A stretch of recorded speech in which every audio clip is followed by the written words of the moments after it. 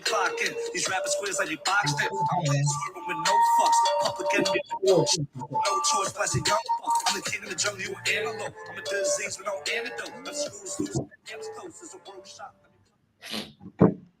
What is up, y'all? Welcome back to another exciting episode of Live Tribal Podcast, or as my Siri likes to call it, Live Tribal. My name is Joel, the host with the most, and join me are my two compadres. We'll go, I guess, is that clockwise or counterclockwise? I'm a history major. So me. Yeah, Coach. Excited to get back into it this week. This week I am coming with many bottles of SoCo, and we got margarita in a can. So that's what this week. So unlike me from last week, you're actually prepared with the drinks. Oh yeah, I have my bag. My bag of tricks, which is just alcohol. So we're all good. All right. And Jean V, of course, proud sponsor of that Jack Daniels. I didn't drink all of this. Half of this is in a canter, decanter. I did drink all this. Oh, you did. This is a good size. This is a good size. Definitely your number one. Today we do have an exciting episode with you and an amazing guest who is actually new to the LRG community experience, whatever you want to call it. And I can't wait for you guys to meet him. So without further ado, welcome to the stage. Eat Money, Erick Mejia. What's up? Woo-hoo. You know me. My name is Erick, everybody. Never generic. Oh, can I show you a dad joke that one of my students shared with you? Oh, yes. I found it was hilarious. All right. I thought it was funny. But so what did the DJ call their son? Oh, Ever.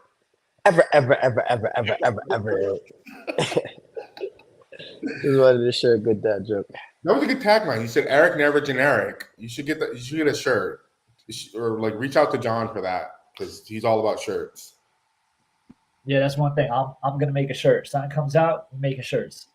Nice. Let's go Buffalo. They're winning right now. Yeah, let's go. I got money on the line. I actually don't. Yeah. I got one of the players on my fantasy team. So Erick, if we can start with this. What got you into the LRG community, and what was your experience like in that first game that you played in? Yeah, no problem. Well, I think it was I was at the time I was big on Survivor. Like I had a Survivor phase, like after the pandemic, and I just started exploring things on YouTube, and I started seeing people play mock games. I thought that was pretty hilarious at first. I was like, oh, that's pretty cool. Like maybe I could do it because maybe if I don't want to go on Real Survivor, because the Real Survivor is scary, like I don't know where I'm gonna go to the bathroom, but at least I know in these places I know where to go to the bathroom. So that was a plus. So I then like my friend Malcolm, who was supposed to be the guest, shame on you, Malcolm. He invited me, to like Wendell and like Bryce's like little viewing party. I didn't even know they did that, so I was like amazed. And then I started seeing like the people that I saw on YouTube. I was like, oh, how you did it? I met Joel and John. They told me about it, and I was like, you know what? I'm all about doing things one, you don't know, like one time. So I did it. Applied for 7. It was a cool experience. Would I do it again? Not really, no. But it was a cool experience, like met cool people, I guess. Like it was all right. Let's like delve a little deeper into that because you just mentioned that you did it, but you don't know, you're not sure if you want to do it again. What kind of factors are at play and why you don't want to do another game? First of all, you feel me? Like I just don't want to pay like $300 for a game. What? I didn't even get channels. I didn't even get like what I was expecting episodes. I got $300 to sleep in the forest. Like, come on, man. I could do better in my life for $300. I could go somewhere else. I could go to Miami like I did last time for $300 and meet interesting people. I don't know. So I guess that was a big factor. Like I gotta pay just to maybe get out of a day, which was a cool experience. That's what you signed up for. But just money, taking time out my day. Like I'm a college student, like not a college student, but I'm in a master program. Like I have no time to be in this game. And like I'm very antisocial right now. Like I don't like people right now. So like I don't want to deal with nobody. And people are fake. Like to me, be honest, like my perspective of like even though people game at the end of the day, I just the way you act in life, the way I'm the type of like, well, that's deeply down inside the way you want to act in real life. So I got no time for that bullshit. I got no time for people like saying, "Oh my God, I miss you." How you miss me? You only know me like a day. Like I'm not with that. Not with that. Yeah. So you hit on the point where like the game fees are you pay $300. I remember I think my first game I paid $150, and I thought that was crazy. I think that like we're getting to a point where like the game fees are getting more and more expensive. I saw a game for like $600, you know, and like you said, for that price, you could damn well go on a vacation. So I do get that sentiment. Do you think your like view on LRGs would have changed if you would have gone further, like maybe made the merge or final three? Honestly, no, because if I would have made the merge, I would have been like, "Fuck, I'm stuck here for another day. Like, I have nothing, but like, I have shit to do in my life. Like, I don't like. It was a cool experience. Don't get me wrong. I'm not knocking nobody who loves it. Like, that's great. Like, I'm all about that. But for me and the aspect that I live in my life, I would have been miserable because I like to do stuff and like I don't. I go with the tune of my own heart. Like, you mean to tell me I got to sit here at 3? Get the fuck out of here. Like, let's just get this vote done. Like, I want to go home.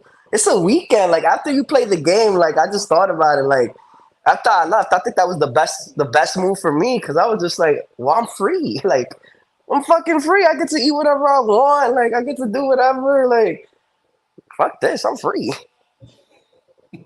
So, like, I would have been upset. Like, I would have been like, as soon as the vote, I would have been like, great. Nice knowing you guys. I got to get off the first train out of here. Yeah. So, I mean, going off of that, if you had made day 2 of the game you played in, do you feel like you would have purposely tried to tank your game so that you wouldn't have to be out there longer? You saying that you don't want to be there, longer than you have to. If you are progressing in the game and you aren't getting voted out, do you feel like you would walk? Do you feel like you would just straight up quit, or would you just basically do whatever you want because it's like, all right, I want to get voted out, so do what you have to do. Yeah, like that is cool. Like I think like for cameras and purpose, I guess I was an actor. I guess I was just doing like everything.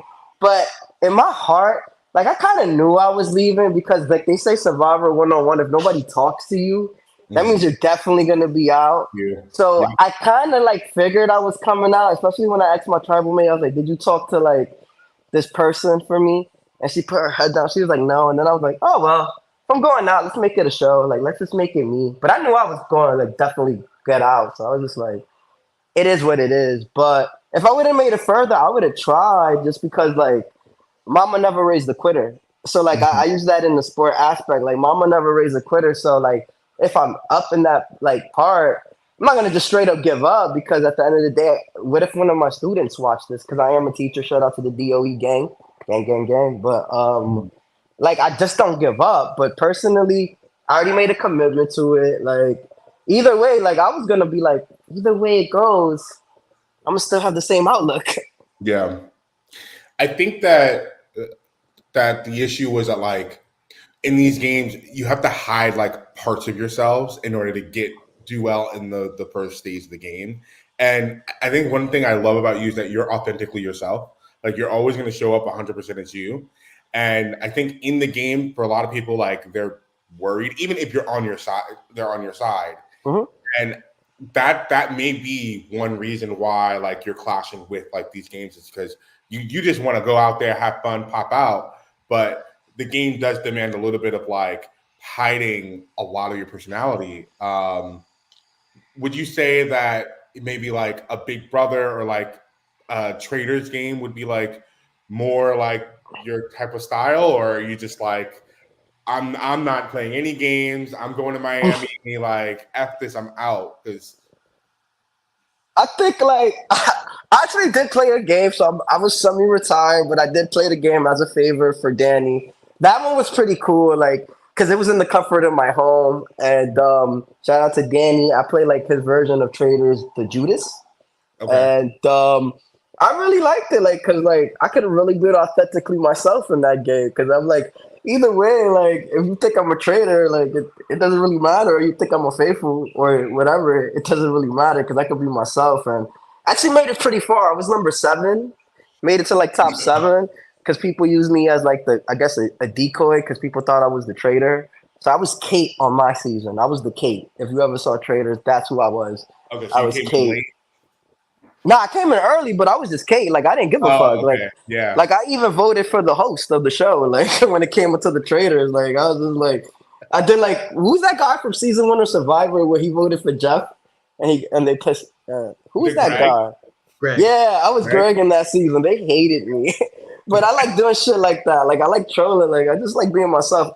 I think like because of my personality, that's why I maybe felt that way. Like I now know the culture and I seen of the games, and I'm just like, oh, this is cool. So I know like what to expect. But like to be honest, I just can't do that. I can't see myself switching up or like you said, like I have to be authentically myself in any game that I play. Like it's just me. That's why I actually do want to go to the challenge games because like I could be myself. Like what you gonna do? Like vote me out. This is not a popularity vote because I still have a chance to like go into the elimination and get a chance to like smoke somebody in it. Like I'll be the type be like, vote me in every goddamn day. This is gonna be fun because at least I get to like bully people with some strength. Like Survivor is just a political game sometimes, and I'm just like, first of all, I was screwed. I didn't really like the tribe I was in. They're great people individually, but like it's just more politic, and at least with, like the challenge game or Big Brother, they need personality. So I don't mind doing those, but I think in challenge, like that's where I do like physical competition, Spartan races. Those are going to be some things that I'm going to be trying to do. And so anything physical, I would like to be a part of because that's just how I see myself. And John, you can actually speak to this because you're one person here who's played both like Survivor games and the challenge games. I think you did 2 seasons of the caucus. What can you say about like the culture, the differences between the two with like politics and navigating?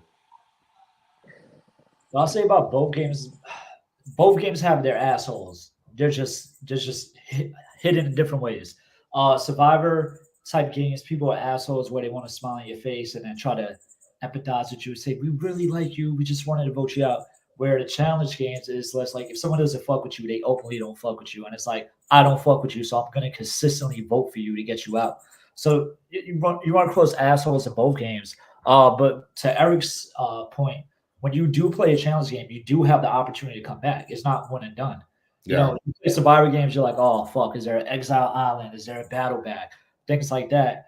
But in the challenge, after you smoke people a couple of times or you do really well, sometimes people are intimidated to go against you depending on who you take out in elimination. And also, if you win a daily, now you have the power, so you know you're safe and you get to watch people eat themselves. I feel like in Survivor, you really don't see alliances eat at themselves until later in the game. Early on, it's hard for you to, swing the stick around unless you got an idol or you have something where everybody knows they can't target you. And the challenge is like the gameplay is kind of open. You're not really, you can backdoor and back people, but not to the extent as Survivor. But I think it's the same type of players in both games. I do feel Survivor players probably could do a lot better in the challenge than challenge players could do in Survivor because they only worry about the physicality part of the game. And in Survivor, they're probably going to be a boot right before merge or that first merge boot if you're just going off, brawn the whole time. Yeah. And you look at shows like the Challenge USA where they brought a bunch of Survivor, Big Brother, Amazing Race people. And both times the Survivor people won on the male side and the female side. So I think there is an advantage of like playing the social game first and then going into like a bombastic game like the challenge. So Erick, you mentioned retiring, and I can speak for all of us. We don't want you to retire. Like we want you to play more games and be out there. But before you make that decision on retiring, we do have a game for you. And this, oh, My bad. Didn't mean to do that. Just give me 1 second to get that up. So this game, is gonna. I guess this Sorry? is gonna be in light of since it's NFL Sunday today. So we're basically we're gonna get on the clock and do a little bit of a draft where we're all gonna play. This is your path to winning an LRG. All right. So the first category up is so to start the game, we all have $15. Okay. To start the game, you have to pick an ally. So we're gonna start off with Eric, and then I guess we'll go around like a snake. So we'll go Eric, Joel, Coach, myself, and then I'll start the next round, and we'll go around that way. All right. So you have $15. So spend the money wisely. And this is going to be, you're going to choose your ally. This person's going to be your ride or die. So Eric. Let's see who we have on the board. We got Malcolm on the board. I'm picking Malcolm for $5. I'll do. Okay. Straight Malcolm up. Malcolm $5. $5. All right. All right. What's your reasoning, Eric? It's Malcolm. That's it. Everybody know who Malcolm is. It's just Malcolm. That's it. Damn good reason. Eric, you have 3 teammates from your season. I do not care, Malcolm. You have Kelly. I do not care. You could tell me their names 50 times. I'm picking Malcolm all over that. All right, so Malcolm's off the board. So Malcolm has been drafted by Eric for ally. This is how Eric is going to win his LRG. His ally he drafted was Malcolm. All right, so Eric, you're down to $10. All right, so Jamal. I don't know about these prices, y'all. Like, I feel like Melanie does have a lot of experience, so like to have her at $1 is kind of criminal. That's a steal. I'm gonna go with Santi because that I played with Santi in the past. And I mean, if you're saying it's criminal, you should just definitely draft Melanie for the dollar then, Joel. It is a steal. Like it really it's like it's like a sale almost. But I've got to go with Santi. Okay. Joel, are you going to keep tab of the prices left? Yeah, I'm keeping tab. Okay. I spent $3. All right, Coach. I'm picking Kayla, 100%, and my reasons are what they are. But yeah, I'm picking Kayla. All right, John. All right. Well, I know who he's gonna pick. You took my pick. You took my pick. I wanted to pick Kayla. Kayla Davis. He stole you from me. There's all right. no way that I'll let Kayla stay on the board. There's a lot of good choices left. I think I'm gonna go with Kelly for the $2. Never met her, but let's go. I knew you wasn't gonna go with Mel. You and Mel don't get along. I'm going Kelly. Y'all are crazy because that is a steal. Yeah, Mel for $1. I was actually, if I didn't take Malcolm, I would stick to Mel for $1. If Kayla wasn't there, I was gonna take Mel. Yeah. All right. I was like, I think that's a steal. So next up, John, can you explain this one? Why is Tyler Perry next to Malcolm? So the next one is advantage. Right? So the first advantage, which is Tyler Perry and Jeff, is the super idol. So you can play this after the votes are read. For $4 is the idol. For $3 is the extra vote. $2 is Jeremy safety without power, and for $1 you can block a vote. So wait. For the $2, do you get Jeremy and the safety? No. It's just the advantage. All right. Well, that one last. I'm picking a super idol, so I'm going super idol for $5. Wait, how did you go first? Because whoever picks last goes like reverse order. Yeah. Sports rules? Well, it's a sports thing. Yeah. It's a sport thing. That's why. Okay. Yeah. It's a sport Fine. thing. Fine. You sports guys. So you got the super idol. So it's $5. Super idol, which has never worked ever. Yeah, I'm good with not having that. I'm taking that. I'm taking the safety without power. Safety without power. Okay, saving your money. That's $2. Oh, the $2. My safety without power. I'm gonna take. How much money do I have? Okay, I still have $12. And how many rounds is this? Is this 4? It's 4 rounds. Oh, okay, yeah, we're good. So I think I'm gonna take the vote blocker. I'm gonna save my money to see what's coming up. Damn, fuck! I wanted the vote blocker. Okay. All right. What I got left? So what's left is the regular idol and the extra vote. You know what? I'm balling. Let me get the idol. Oh, Okay, all right. Damn. First you get Malcolm for $5, then you get an idol for $4. All right. So next up, we have. Might have to explain these too. All right. All right. So Okay, next what up, on here. for $5, you have Survivor New York style bathroom. You know, a little cabin bathroom. You have for $4 a porta potty. For $3, you have a bucket. A $2. bucket? Is there Yeah. water in the bucket? No, you just shit in the bucket. $2, you got a shovel to dig a hole. And for $1, you could get some man diapers, a 12-pack. You just shit on yourself. Mhm. Does it come with the wet wipes? Right. Do we get dude wipes or something? You could use someone's buff that got voted out. All right. So Eric, you went last, so you can start. The fuck I want a shovel though. If you just shit, you could just shit all over it. Like you don't need to shovel it. You gotta bury it. Nah, just leave it. Let the animals decrease on it. I don't care. Right. Ah, fuck it. Just for fun's sake, I'm gonna take a diaper. Makes diaper? everything convenient. He is gonna take the diaper. Cause I got $5 left. Ha ha!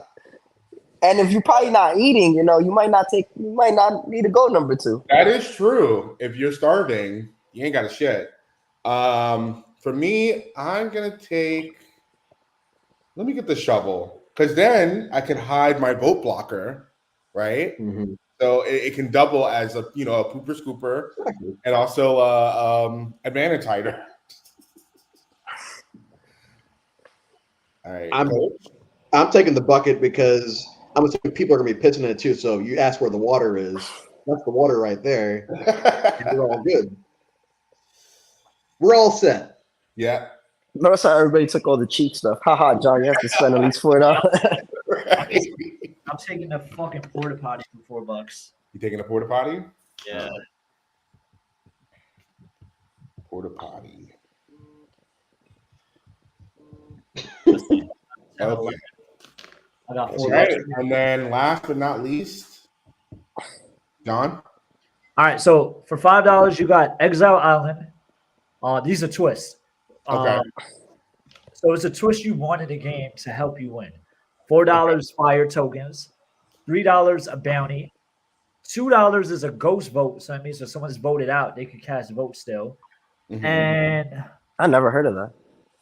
The last one is I can't even read it. I forgot what the fuck does that say? Knockdown Dragon? Oh yeah, for $1 is at Final Four, the person voted out can drag the last person out of the game. Ooh. Oh, a drag. It can become a final. That's such a bad. Why? Listen. Have you played a game like that? I played Sequester used to be like that. Oh yeah, Sequester. Yeah, that's all right. Well, I'm gonna be smart. I have $4. I'm gonna take a bounty because bounties have worked for me in the past. So I'm gonna spend $3 on a bounty. Can you elaborate with for new people, like go for the viewers who are new to this world? Like what the hell does the bounty does? Bounty. So the bounty is in the start of the game. Everybody draws a name. If you eliminate that player, or if you vote that player and they get eliminated, you get whatever advantages they have. So if they have shots in the dark, if they have fire tokens, whatever they have. Why Survivor never added that on? Mm-hmm. So they have that, and then you get one usually at the merge, and then at the end game you could usually do something to swap and take someone else's bounty. So you could buddy somebody up, find out all the advantages they get, backstab them and take their. Survivor Bloomington use the bounty in my season, and I think it's a fun idea. So I'm going with the bounty. Okay. Okay, well, that's the case. How much money do I have left? Let's see. So you drafted Kayla as your ride or die. You did the safety without power, so that's 4 + 2, which is 6. You got the bucket for $3. So right now you're at $9. You have $6 left. Oh, sweet. Okay. I'll take Exile, please. Thank you. What are you taking? Exile. Exile. Okay. You got Exile. 4-2. Let's see. How much money do I have? I think I'm going to do. Is that fire tokens? Yeah. I'll do fire tokens. Okay. And Eric? I go for $1. I think that's fucking funny. The person who gets voted out. Fuck you, bitch. I'm not. You coming with me? Erick, so your chance to win an LRG, if you're in the Final Four, you're trusting if that twist is in the game, they could drag you. Nah, I don't give a fuck. That should be funny. I'll even laugh at myself. Be like, I thought I was clever. Yeah, I thought I was fucking clever. Turns out that was funny. Like, I don't know. That's a good plot twist. And it can also have like good views in the episode. Be like, you thought you was coming to the final three. All right. To review, Eric, you drafted Malcolm for $5. Right. You got the Idol for $4. You get the diaper for $1 and the drag down twist. I drafted Santi, the shovel, the boat blocker, and the fire tokens. Drew got Kayla, the bucket, safety without power, and Exile Island. And John drafted Kelly, the porta potty, the super idol, and the bounty twist. I think everything worked out well. Yeah, I think Erick had a good path towards the final, except the last choice. I think that's the one to bite him in the ass. But well, I'm not like you. You know, I don't. Players don't want to vote me because I'm a scumbag. God damn. So okay, so Erick, okay. I do want to touch on something, and you know, we have four POCs here. So for you, walking into your game, and you know, I feel like your cast was fairly diverse. Were you surprised with the amount of POCs there, or were you expecting less? Were you expecting more? Did you feel comfortable just at face value of what you were seeing? Or does that not matter to you? When you say PCs, I'm thinking you're saying computers. Like you gotta break down person of color. Yeah, you gotta break down these initials to me. I'm like, what? These acronyms are these? I'm like, what are you saying? My color is like. As a POC, I just feel like everyone should know that. Sorry, I've just been waking up like 30 minutes ago. My brain's not fully up there. All right, but honestly, I think diverse makes it really interesting. I think it was really cool because I was the only like straight male in my group, which that was pretty cool as a perspective as well. You know, I wish that I could have like honestly like. I just wish that I was with more players that I could possibly maybe build the connection with, like a natural, easier connection with. Because the one that I vibed, like, even though we were too different, was actually Jared. I think if I was in Jared's group, like I was dying to be in the blue group. When they read that blue tribe, I was like all the people that like I could relate to within that tribe. Not to say that there wasn't some great people in my tribe. Like Cameron was really great, but I felt like for me to have a good game, I think. Like, first of all, they had a Brazilian lady, Marcela. She was so cool. Like, I felt like we would have had the Latin connection. Like, I would have been like, yo, I'm sticking with you. Like, you Latin, I'm Latin. That's cool. Like, JD would have been cool because we're both from Brooklyn. I felt like me and him could have vibed off of that. Like, I felt like if I could have made, like, natural strong connections, because honestly, for me, I just don't fake it. And I feel like certain of the people I just couldn't vibe with. Like, one of my tribe mates, like, her family owns like Outback Steakhouse. So I was like, oh, nice. But I just like, you know, I couldn't relate to some of their stories. And I felt like the tribe that was meant for me was really like the blue tribe with JD. Honestly, Jared, because me and him had that history connection. I felt like the history teacher connection would have went far. He went far, so I'm happy that he did. But I just felt like I was in the wrong tribe. But things happened for a reason. Like, it was cool. I guess it was cool. Like I did my own thing. Like I was actually chilling with the skunk like night. Like I didn't even want to sleep with the I didn't want to sleep with like the other tribe mates. I was more interested in like nature and like stuff like that. Like so, I think the diversity is always good in the game. You know, like will I want to see more? I would love to. I would love to see more. Like I would love to see another like maybe minority in my group per se. Oh wait, actually Santi is Latino, but I just felt like I couldn't really like connect. So I just feel like overall it was a good game because you just never know who you're gonna come, and I think that's the best part of the game. Like you just don't know who's gonna come in the game, and that's the best part. And piggyback off of that, and this is more of a question for all of us. Mhm. Do you feel like we have an obligation? Do you feel like it's necessary for us to immediately latch on to the POCs, or should it be fluid? Because I know for me naturally, I'm always going to go towards people that I look like first, and then make those bonds with everyone else once I realize that they have the history thing in common, or they have the sports thing in common, or something like that. But do you feel like because we are so underrepresented, normally in these things, that we have this thing that we have to do that? Does that make sense? It does. I think, like, for instance, in my first game, that was the game I played with John. Like, that's why I was drawn, like, to him, because I was like, oh, it's a guy from Brooklyn. Like, I'm from the Bronx. Immediately, like, Albert was another POC on our tribe. So right off the bat, I was like, okay, this could be an alliance for us. But that was my first game. And now I don't necessarily operate that way. I don't know if that makes sense. And I more so go for like what's beneficial in my game. Like it sucks that like there's not that many of us like in a game. I just watched one game where there was no PLCs, right? And I was just like, you're telling me not one, Latino, Black, Asian person applied for this game? Actually, no, I think there was one. But we're already put at a disadvantage coming in just because of like the way we look. Like that right off the bat, like there's stuff that other people can bond with that we can't. So we have to go the extra mile.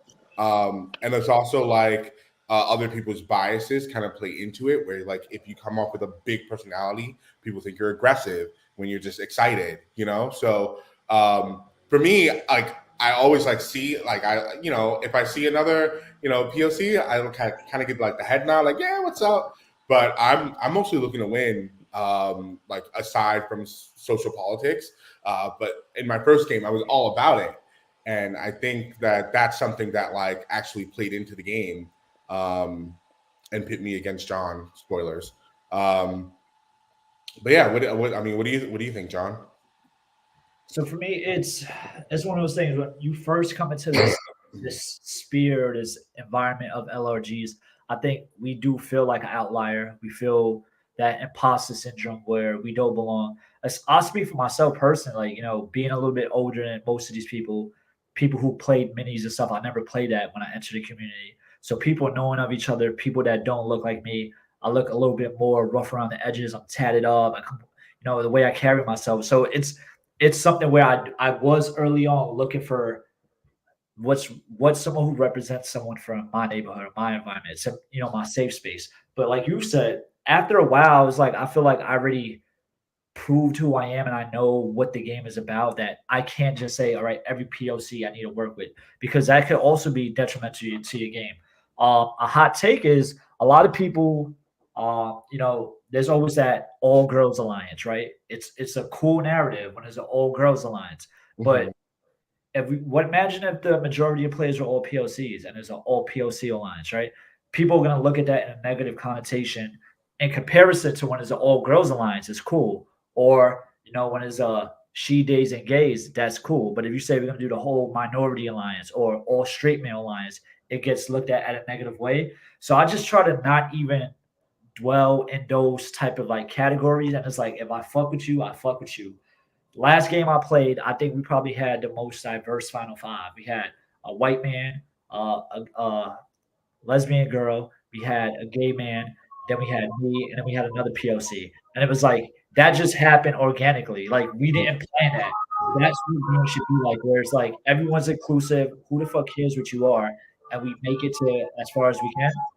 I just really have a pet peeve with the let's do the all girls alliance thing. Because if you do an all male alliance, that's always looked on as like, well, oh, of course the guys you're ganging up. And the only way to avoid stuff like that is I think games need to pass more fluidly. It sucks where you're like, all right, we have to have a box where, all right, how many non-binary trans players? All right, we have 4. Okay, good. Now how many black players? Okay, how many Latinx players? But I think to have a great game, you need to have some type of uh some type of melting pot in the game, because sometimes things organically play out even if it's unconscious bias where players, if you're uncertain of yourself, it's your first game, you're going to always gravitate to something that you identify with. And Yeah. then the narrative gets spin. Well, oh, they hate women, they voted out all the girls first if you're in a tribe that has more guys than girls. But it's just something that as human beings we unconsciously do. And I think LRGs need to just cast more fluidly. And that also leads to another question I have is how long do LRG games have until the cast has to be fluid? Season 1, season 2. Because there's a lot of games that have been out for years and you're like, damn, it's bright in here. And it's like that one person of color, and you're like, fuck, he's either gonna go out early or they don't want to vote him out because he's the person of color. So he's like the minority hire, which is bullshit. Mm-hmm. Can I ask a question too? Yeah. But like, just going back to everything you said, first I wanted to say when Survivor did their all like, I forgot that season they came back from the pandemic and they had an all black alliance. 41. I think we was all rooting for it. Like everybody was. I don't think it was negative. I think it was more. I don't think it was more negative. I just think they ruined themselves. They was going at each other. I felt like it could have been a successful like alliance if they just came at each other from that season. But going on to it, I think also with maybe the lack of like minority or maybe the lack of like Latinx participations, you got to understand is that you as a person, first of all, has to be willing to do the games. It's like it's different from Survivor. So my question is like, how do they make it appealing to like people like me that live in these neighborhoods or like Latinx people, Asian people? Because at the end of the day, like this ain't like you're giving up money. Like I'm spending my money. Like from what I said, like you have to make it worth it because at the end of the day, it's not like, oh, my trips and like my things are all covered because it's Survivor. You could get a person be like, oh, wait a minute. He said free food. Like my trip is covered to Fiji. I may have to do that. I get TV time too. Bad. But like to the average person or the average, like, what is this making me appeal? Like, for example, like a person like maybe who has like the Malcolm type, I could sit in my crib and do an online game and live in the comfort of my crib and do it in the comfort of my household. So I'm saying, what is the appeal? What is the incentive? Like, what makes somebody that, from our background to actually go watch this? Because some of the people who I may know, like, for example, like, I'm not saying, but like some of my friend group was like surprised that this even take place. I was like, yo, I'm in the New York Survivor. And they was like, what the fuck? This even happened? I was like, yeah, I'm on season 7. They're like, season 7? We're season 1, 2, 3, 4, 5. Like, so it's a whole new thing. So like, it's also like word of mouth, like friends that are involving friends. Like I feel like you have to be as a person involved into Survivor before that, because I feel like if you're in this Survivor deep hole, you're already in this. Like you're already like deep in. So like I'm saying, like the only way I feel like to get these players that they want to see is how do you make it appealing to them? Yeah, and so I want to go off of what John said, and I want to touch on what Eric said. So John's question of how long does a show have before, they should be, breaking through that glass ceiling. I mean, I feel like 4 to 5 seasons is really like, if you don't have it by season 4 or 5, there's an issue because we know how this community is not large, but it's large enough that we know we can all sit here, maybe not Eric, but we can all sit here and count 10 to 20 POCs in this community without really even thinking about it. And a lot of those people play a lot of games. And so if you're casting, it's almost certain at least one of those people is applying. And so if you're at season 4 or 5 and you have one POC per season or less, that's a problem. And I do feel like, if anything past 5, I'm not cancel whatever the fuck, but like at a certain point, you need to reflect on your casting choices and bring in folks that, because one of y'all said it earlier, we have to act a little differently because I don't want to be portrayed as angry black guy when my back's against the wall. Because when my back's against the wall, I do get fairly defensive, but not because once I'm voted out, I go back to real life. But in the moment, yeah, I'm going to get pretty aggressive vocally. But I don't want to be portrayed. I don't want to be not portrayed. I don't want to be received as angry black guy. On the other end of that, what Erick was saying, the two big things in my life are Survivor and rugby. And both those things, my family and a lot of my black friends are like, are there many black folks that are into that kind of stuff? And, I have to say, yeah, whenever I get black players, I always, I do it on purpose. I try to bring them under my wing very fast of hey, I know what it's about. I know what it's like, this, that, and the other. And I do try to relate to them differently than I do everybody else because you have to.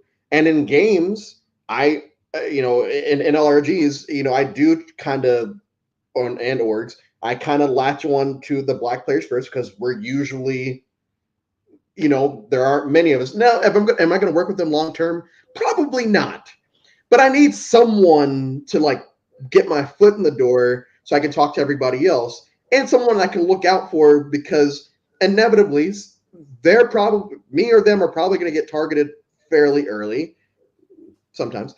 And so I do see what Erick is saying with that.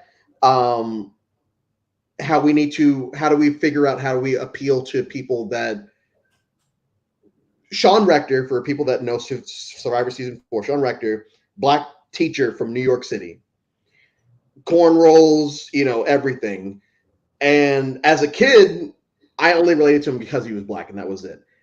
As I've gotten older, I've related to him more because of his background outside of just being black. And I feel like if you show a lot of, and that's why I love the fact that CBS did the 50% BIPOC thing, because you give people a chance to see themselves on television. John doesn't even watch this shit, but I feel like people that watch John in these games can see, okay, this dude, from the city, really no bullshit, no brutality, stuff like that. I feel like there are people that would be able to relate to that. Oh, we've got Joel. He's tall black man. If you just look at Joel, it's like, oh man, this, he's this, that, and the other. Then you actually talk to him. It's like, oh no, I'm not calling you soft, but he's a softie. Yeah, a little soft. Yeah. you need those portrayals. So I know that was a little soapbox moment, but yeah. No, I think that was great because I think that's something what you just said about the teacher. I didn't see that Survivor season. So I met Joel. We started going to the Bryson window event. Yeah. And, that's the whiskey talking, the Bryson window events. When it came to Survivor players, I remember it was what season is Jesse on? 44? 43. And I think Joel was like, yo, there's this dude that reminds me of you. And I saw his little entry video intro. And I was like, damn, this dude is me. I was like, yo, could have been in a gang, was in a gang, could have been incarcerated, went and got higher education, Hispanic male, loves white chicks. I was like, oh shit, something like my story. That could have been me. But it's so far and few in between. That was season 43. I don't think there was any other Jesse archetype before that season. I might be wrong. I'm not a big fan, but I don't know any other one. So I do these games for me. It's fun. Like I said, it's like the 30 and up athletic club. I do this for fun. I love to take care of my body and just compete. But also, I feel like I do it for the representation. Especially being Puerto Rican. I feel like there's not a lot of Puerto Ricans who. There's two types of Puerto Ricans. I'll say that. There's the Puerto Ricans who want to assimilate to European white culture, and then there's Puerto Ricans that really stay to their roots, where we're from. And I feel like I'm one of those. I grew up that way. I grew up with my Taino heritage. I grew up knowing that I'm Puerto Rican, but yes, I'm African American first. I'm black first. So there's not a lot of that. And I feel like I'm doing this because I'm 34. I don't know how. Maybe I could do it so I'm 44, but I want to consistently be a figure in this community to push that narrative and compare it to where there might be other people who are Latinx or who are Black but want to assimilate and represent something else. And I feel like that's why I do this. And yeah, I feel like Jesse was probably the only other person on a national level who I seen that did represent that. Yeah. I think a lot of good points, but I think going back to Erick's point about like accessibility, and he kind of touched on it at the top of the podcast, was like game fee, right? Like, I think that like for somebody who wants to play one game, you're dropping at least like 900 to 1,000 because you have the game fee. You're also taking off of work, so that's money that you're not coming into your pocket. You've got to get the sleeping bag, you got to get the clothes, you got to travel. And then if you're voted out early and you don't want to sleep in the dirt, you're gonna have to pay for a hotel. So I feel like maybe like probably like 600 all like as like the low on the low end. But like if you're flying out, especially, you're gonna drop like 1K for these games. And I feel like there are some people who have money who can do that, and that's awesome. But generally speaking, there's a lot of people who are POC who don't have the money to spend like that because they have to take care of themselves and their family. And I think that like I can only speak to like my experiences, and like for Survivor New York, I know that like for season 8, they did do a donation drive where they reached out to past players, and a lot of people donated to make sure that the players that they really wanted to be on the show were on the show. And I think a lot of games should start doing that because it's not fair for the same 5-10 people to only show up to these games because they got it like that, right? And also I think that like at a certain point, you have to tell me what I'm paying for. Like if it's just $150, fine. But like if I'm paying $300, $400, I want an itemized receipt on like where this money is going, because not only are you taking my time from me, but you're also using my likeness, and you want $400 for what? And I get there and there's like maybe the challenges are broken and stuff like that. Like if the quality is not there, then I shouldn't be paying that much money.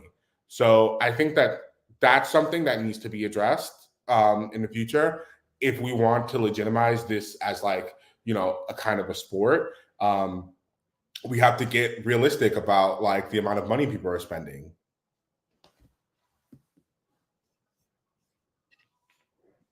But yeah. Yeah, I mean, I 100% agree with that. What I would say in defense to the community is, I don't know what prompted, but I did see recently on applications where they are offering sponsorships for certain people to get onto shows. And when it comes to the POC casting, like something Erick said, like, bro, before I played the LRG, if you're like, yo, you want to go pay $150 to $300 to go hang out in the woods? I'm like, fuck no, bro. I don't know how to make fire. I don't know any of that, right? So I think another way to get players of color into this realm is the players that are already in the LRG, maybe use us as a bridge to get people in our personal lives, because it's word of mouth. And you know, if you have us inform players that people we know on a daily basis, inform them, this is the game. Look, this is the YouTube. This is the lore. Maybe that'll help, you know, bring people into the LRG sphere. But yeah, I think that's the only way I can see change. And the sponsorships right now is a cool thing that's going on. Yeah, definitely. So Erick, have we changed your mind at all? Like where Oh are you no, at? I'm still not playing. Damn it, I tried, y'all. I'm still not playing. No. I'm gonna I'm start. retired. I'm not doing Survivor. Like I said, like if I have to do my grand tour, like I'm really like the only one I got out my crib and actually paid for is the challenge. Because I've been a big challenge fan. Like that's what got me introduced to this world. So like MTV Challenge, like I'm a big fan of those. So like I already knocked that down on my bucket list. I just want to do the challenge. Hit me up, challenge, wherever you at.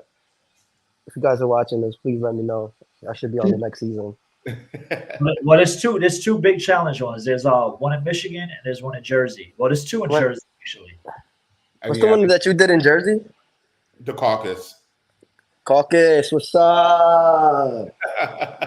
I'm driving to Jersey. What's up? That's the only one I'm doing. Like my schedule is really booked. Like it's only about Spartan races and just more physical events. Like if I do decide to go to Survivor, it has to be the real one. I'm not doing these fake ones. No offense to nobody who loves it, but I'm moving on to bigger and better things. These games are awesome, but I'm in it to like get the free ride to try to win the mill. Yeah. Eric, would you do your own game? How about that? Would you make your own game? I would, but my game would be more like. See, here I thought about it. Like, since we're trying to break it, like I would try to like do a game where like it's theme related. Like one time I would try to do like maybe like since I'm in a fraternity, like only members that are Greek and fraternity, like addition. Like you have to be in a Greek org to get into it, and then that could expand there. Or like the only way to get in this game is like you got to have something. Like I don't know, or be an all survivor minority game. Like I don't know, like something like you orchestrate it, but like something that I would do is my first game or my first season, I would try to fund it myself to get the people because at the end of the day, if they feel welcome and everything, maybe they'll spread it out more. Be like, hey, I tried this free game for everybody, but the only way I could see it feasible if I have a lot of time and money for that. But I would try to make it affordable and make it maybe easier for people, like in the local area to try to do it. Because I feel like maybe that's how you could get people more exposure to that. Like try people you never outside the box. Like I know in my game of Judas, like it was more of a friend phoned a friend, like, hey, you want to do this, friend? Like, you know, like, and I felt like, you know, the players knew each other and it was more welcoming like that. Like already have some type of relation or like, you know, like to each their own. But I think that's the type of way I would do it, like a free game amongst like, you know, friends and then get them exposed like, oh, this is great. Maybe I want to, and then I'll plug them in like, I tried this game. It's all right. Like maybe you should try it yourself. Are you a member of one of the Divine Nine or no? No, not Divine. No. I'm a member of the Latin organizations. Okay, all right. So I was going to ask you if you were a part of like a traditionally white fraternity, how that was for you, and if you could compare it to the LRG community. But you're part of it. Okay, you're part of a Latinx fraternity. Yeah. Okay. Do you think that? Because I also joined a fraternity, and what I noticed is that like when I was a pledge, right? Like the brothers put on this huge facade, like, oh, we're all brothers, we all love each other. And then I crossed and everybody was in cliques. And there was like this like giant world of politics on like who wants to be on the e-board, who wants more littles, who wants to change the process. And I think that kind of prepared me for my professional life of like going to work and being a part of work politics and in turn our LRG politics. Do you think that like there's like a translation there where like you did Greek life and like it can transfer over for when you do play a challenge game? I would say yes and no. I think the more mental aspect that you could do anything, like just that aspect alone, yes. But like the silent where you have to maybe be silent and discreetful could work in well, but you couldn't talk to certain people. But I think it has its aspect, like anything in life that gives you. But I think it gives you an aspect to be sneaky, to be like, you know, give you certain aspects. And also like I like maybe Survivor because there's different aspects.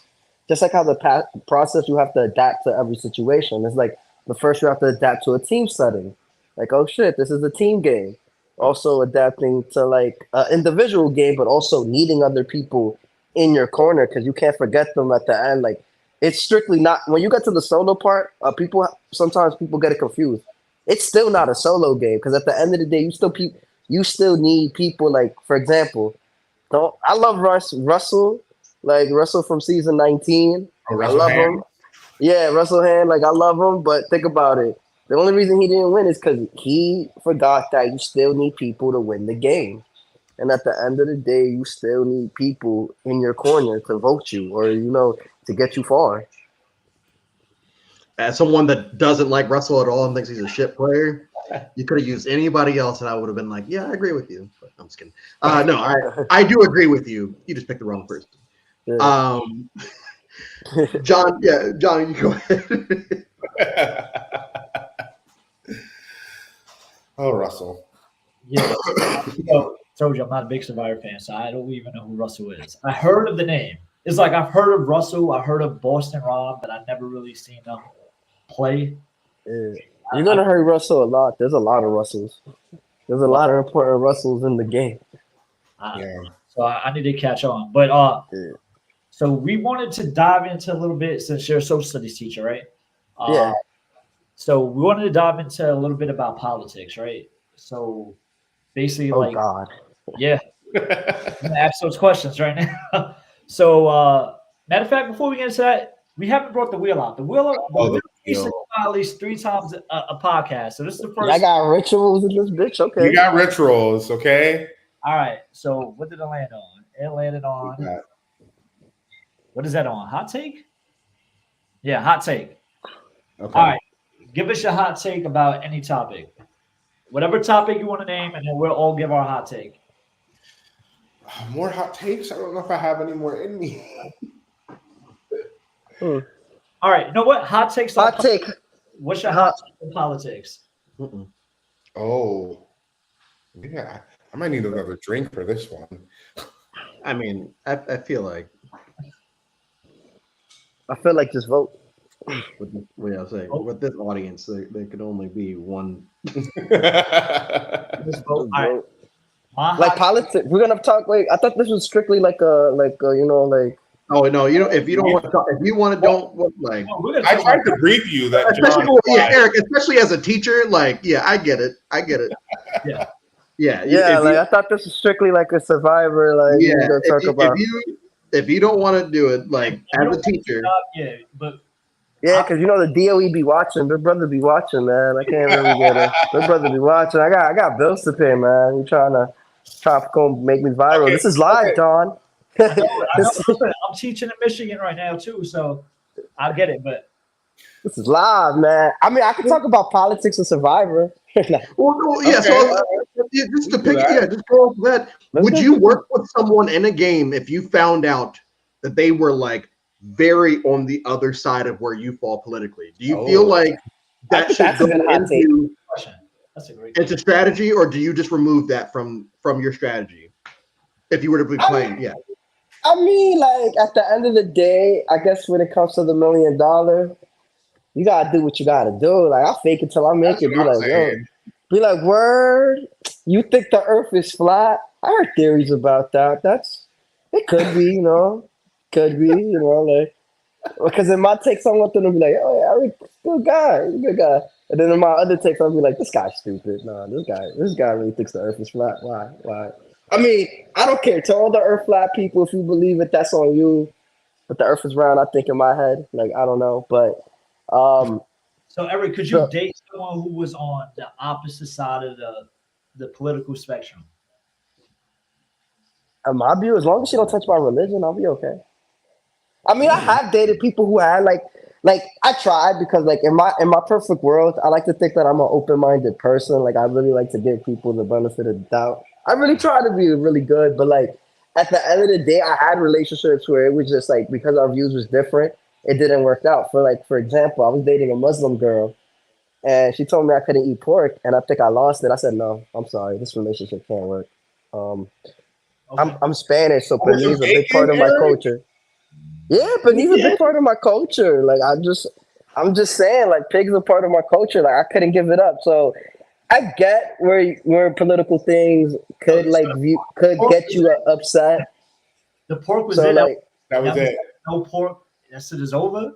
Yeah, no pork. Like yo, because it's like because I'm not gonna like watch what you're gonna do. So don't tell me what I'm gonna do. Like I'm all about value and respect. If I respect you enough to eat chicken or whatever you like to eat, then respect the fact that I like pork. And like, if you ever had baby back ribs, you know how that's hard to give up. It's fucking hard to give up. Now you go into the cookout, somebody cooking ribs, you not wanting a plate. Like I feel disrespected to the chef. So I had to go. I was like, you know what, like, because the key to a man heart is a stomach. So if you don't agree with my stomach, then you gotta go. Yeah, especially like pork shoulder, the Dominican paneer, go crazy. So, so Joel, you got to answer too. Your hot take in the game. Could you align with someone who's on? The opposite post crazy shit to you. They're saying shit, but they're like, but not you. You're different. They're hitting you with one of those, like condescending. Oh God! Why did you have to bring that into it? Because I was just going to say we're just not going to talk about politics. You're so well spoken. Yeah, you're not aggressive. You're not like the other ones. Yeah. No, I would not. I think that yes, we're making a show, but I think that and you're supposed to hide certain parts of you, but I think there's certain things that you can't let fly, and that's one of them. So I was just trying a way to get them out. Okay. Yeah. Nice. Same thing for you. Condescending.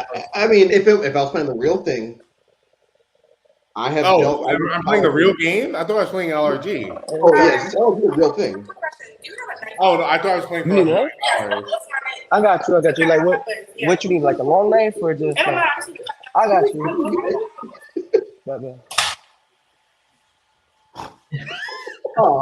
Eric, you didn't mute.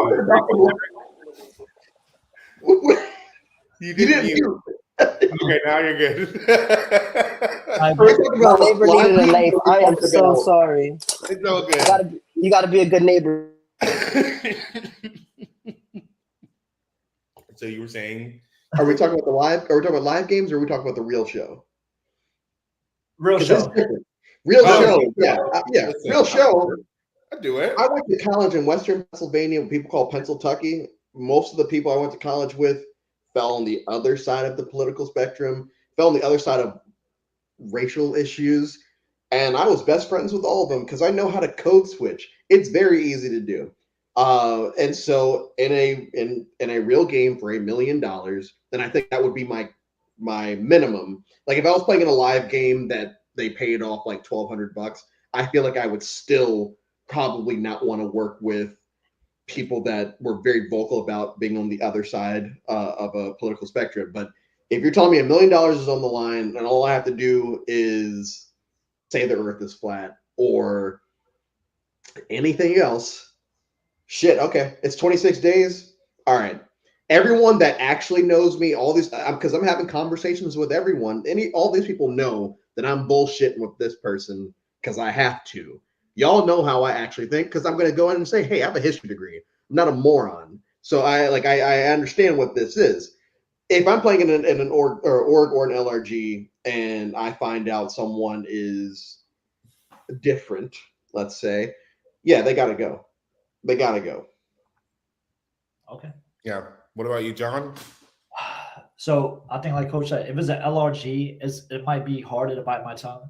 I'm not in it for $1 million. I'm in it for is a sport to me, and it's very hard for me to separate my morals versus my tasks. Like I can't be in a career if I feel like it doesn't morally align with me. It's something that, if anybody knows me personally, I am the male version of the Barbie doll because I will quit a job instantly if I feel like the climate does not fit who I am. Debbie from season 32 of Survivor, just millions of jobs. Yeah, basically. And then for LRG, LRG is like it's 4 days, 3 days, 5 days. Like I'm not going to change mine for the $1 million though. What was the guy who was aligned with Tony in season 40? With Tony and Sarah. Nick Wilson. Is that the country dude with the cowboy hat? No, that's Ben. No, that's Ben. Ben's a player like Ben, right? I feel like if I counted a player like Ben, right? I don't know why I've experienced this throughout my life where I'll get those people on the other side of the spectrum who want to spew their whole political, scientific ideas to me when I'm just trying to, buy fucking Arizona from the store. And I get into these conversations and I'm just saying, yeah, oh, okay, word. I'm not really saying shit, but they're telling me their whole view. And then they take a liking to me. So for $1 million in a real game, I could see myself doing that with someone who's like a Ben. But I would definitely, after the show, just be outspoken. I'm like, I did this to get a path to win $1 million.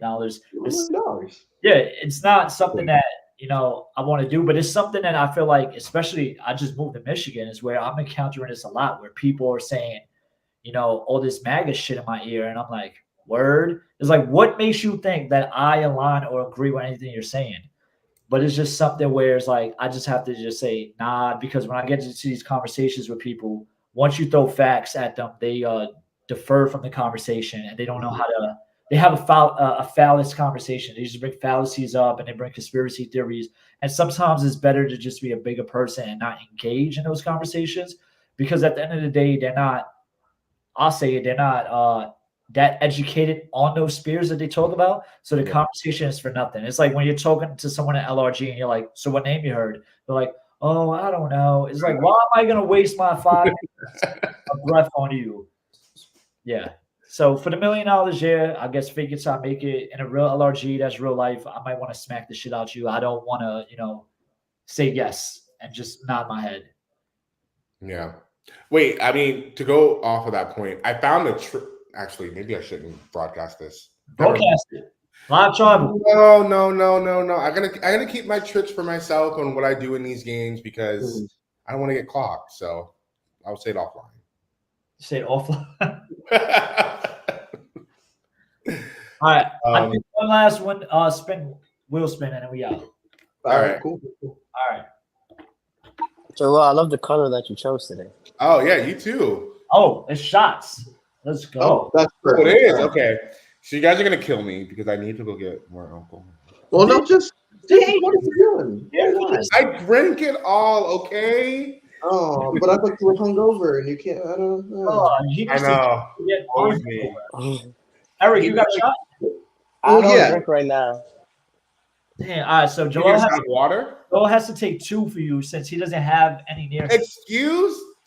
Listen, who told you to go hang out with Davey in fucking Harlem or wherever the hell you guys were at? It was Hell's Kitchen, and it was a good time. Okay. Was Gordon Ramsay there? No, not that Hell's Kitchen. You know what? I lied, motherfuckers. No. Oh shit! Is that Brugal? Tuesday? What is that? No, I thought it was Brugal. Nah, that's Brugal, straight off from DR. Got you. Oh, it is Brugal. Yep, straight from the islands. I forgot Erick was coming. I should have worn my polo hoodie because we're poloed out here. Yeah, I got my polo shirt. Whole life in it. I fucked up. Whenever Joel's come back. Here, what would it, while Joel's getting his drink, what would it take for you to play another game? Just you get to negotiate, and they're like, "Hey, if you negotiate this, I'll play." An all-star season or a returner season, I'll play that in the heartbeat. If they ask me to come back, I'll do it. If you ask me, I'll do it. Like I'm that type of person. Wait, what is going on? You're coming back? No, I asked what would it take for him to play another game. Is like if it was an all-star season or if they asked me. Okay, that's a cheap date. Yeah, like it has to be the right people to ask me. Like because when it came to Danny's game, I said, yeah, like I like his vibe. So if he asked me, I did it. All right, so Joel, we should recruit Erick right now to a game. There's a game that Joel and I both played. The host, I think, is probably one of the most accommodating, most host of all time. His production value is insane. I sent the link to Erick already, but he said I think you should apply to survive. I don't want to do it because the host got to ask me. I'm bougie like that. He got to ask me to park. He got to ask me personally. I'll hit him up. He got to ask me personally. But I think Surviving Bloomington season 8. I think Erick needs to join the Bloomington verse. They got to ask me personally. That's why. I'll have my peoples reach out to your peoples. They have to ask me personally. I want them in there. They have to say, Erick, you're here. We want you to come. A personal invitation. Listen, I don't know if I can get. I don't apply for games. Games come to me. I don't know if I can get the host, but I can get Johnny Bananas production to reach out to you. All right, bet. Like I said, that's hashtag. Put that on a T-shirt. I don't apply for games. Games apply for me. All right, you got your shot, Coach. You got your. I don't know what you're drinking on now. I'm still drinking the SoCo and Coke. Oh, let's go. All right. What are we cheering to? PFC. Cheers to more games and me coming out of retirement. Yeah. Erick out of retirement. Yes.